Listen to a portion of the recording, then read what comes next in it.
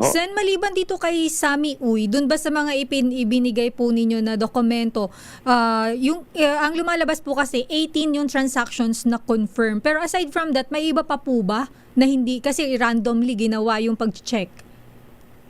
Opo. Daan-daan po yun eh. Mhm. Mahaba po yun. Pinakita ko nga kahapon. Ganito kahaba yung binigay sa amin na listahan.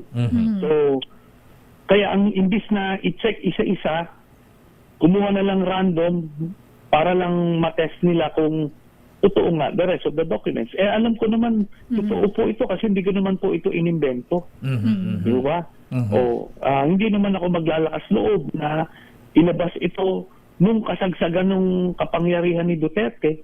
Kung gawa ko lang po yan. So, yan po yan. At kinonfirm ng AMLAC. Yan ang... Kinonfirm na po na AMLAC kahapon. Okay.